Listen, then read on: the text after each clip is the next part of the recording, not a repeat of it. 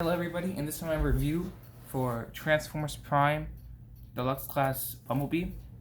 I don't have the box for it because well, when I bought it, it didn't have the box. It just came in a standard like brown box. But here he is.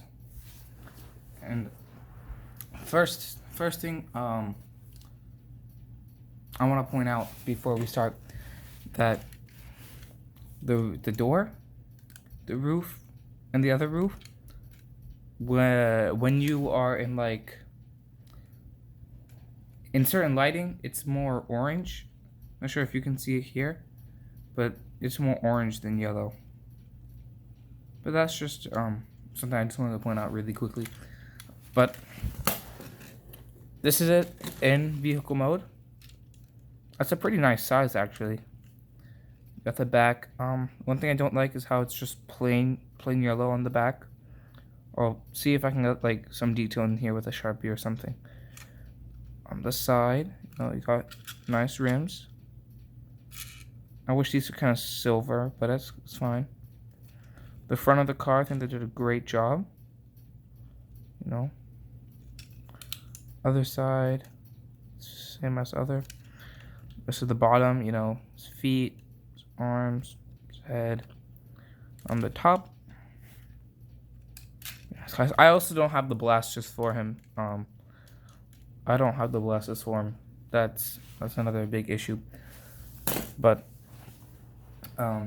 there he is. Just because I have it on me right now, I'm gonna compare him to this Lego Supra. And obviously the Supra is kind of bigger. I would transform some other toys, but the other comparisons I'm gonna do, only two of them I can really transform, and I don't think anyone wants to see a comparison between those two. So I mean, there's not much to say about the vehicle mode. It rolls. It's pretty fun to play around with, It's pretty it's small, but I think that's the beauty of it, that it just stays in your hand. You don't need you don't have to put bigger toys are kind of harder to play with, if you know what I'm saying. But the Transformer is super easy. You just attach the back, fold his legs up, and his kind of folds in or folds up like that. Separate these two, and that's really about it. There we have it. No, I'm just messing. And then you want to open the doors from the underside. The arms will just kind of come out.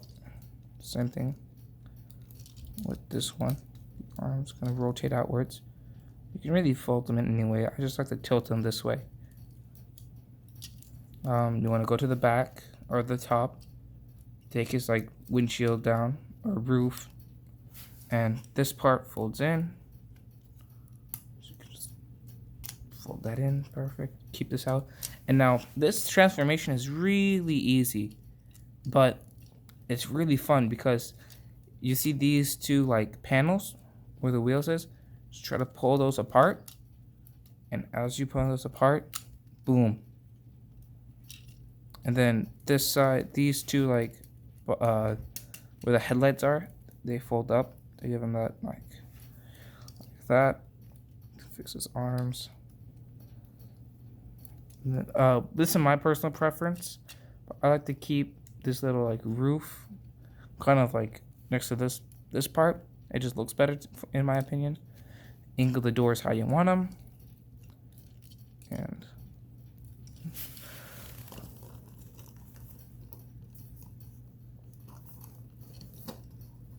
that's it, really. I'm just trying to get him to stand. He's actually pretty easy to stand compared to other figures, or I'm just having difficulty with it. Boom. And that's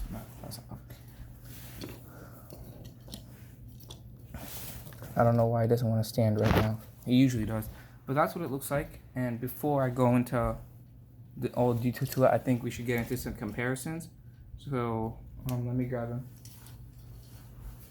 first one I want to compare is Weaponizer Bumblebee. I'm not even sure it's going to get into the shop properly, but he has a really difficult time standing. That's why I have to put him on the cardboard. But here these two are. It's kind of funny, but in my opinion, if you want the more screen accurate Bumblebee, definitely go for this big guy. But if you just want like a tiny toy that's really easy to play with, go for this one. They're both really fun to play with. I'm just saying. This one, in my opinion, is just easier to play with. This one just looks better. I did paint this. I had to paint this. This is black. But let's see. This is him with Studio Series Bumblebee that I have. You know, I found him. I had to put them back together again. These two are actually pretty similar in size. These two are very similar in size. I really like that about it.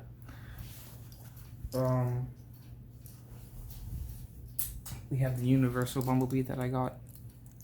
Let me get him. You know, this one's just a tad bit bigger.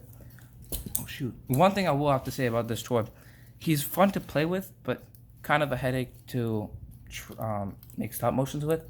So I think going on, if I'm ever gonna make more, if I'm gonna make more stop motions and Bumblebee's gonna be in them, it's probably gonna be this guy or this guy, because they are way easier. They're more stiff, easier to pose.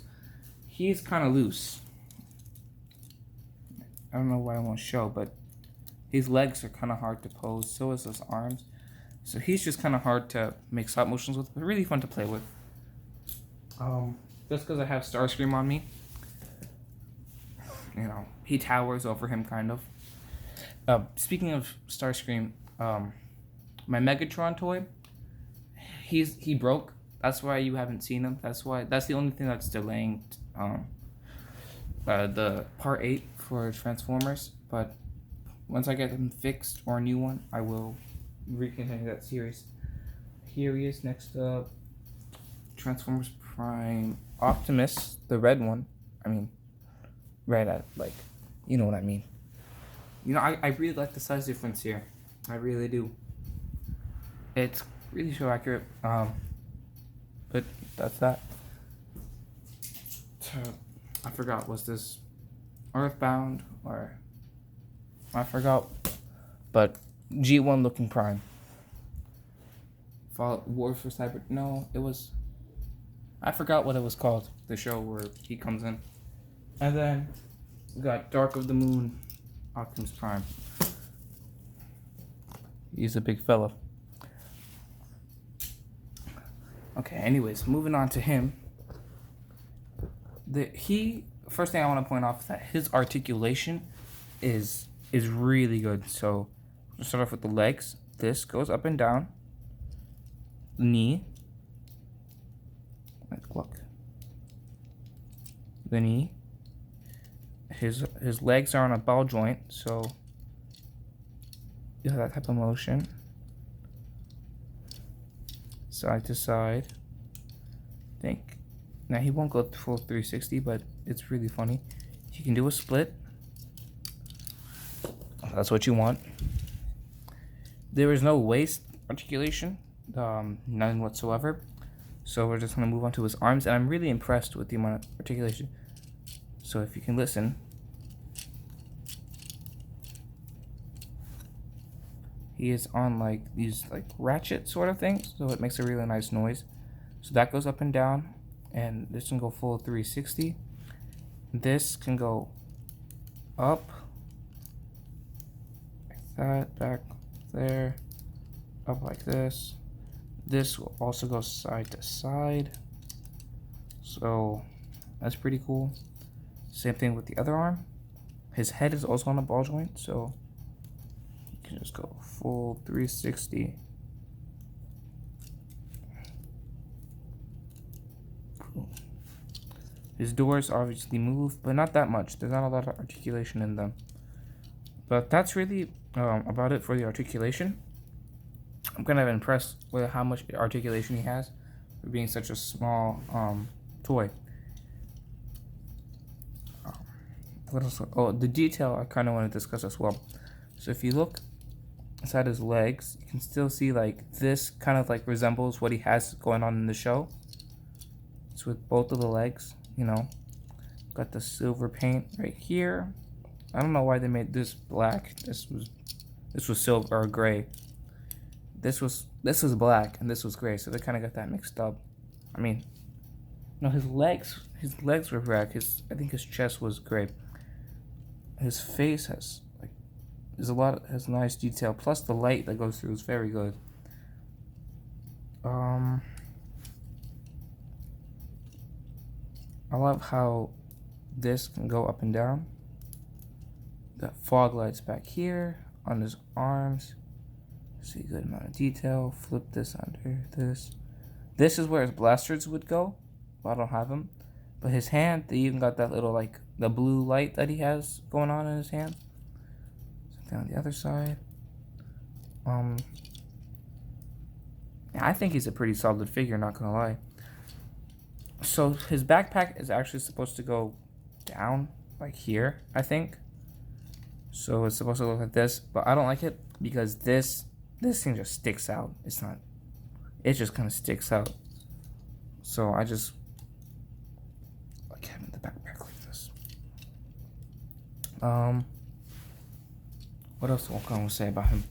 He's very fun to play with. I've been playing with him for a while now.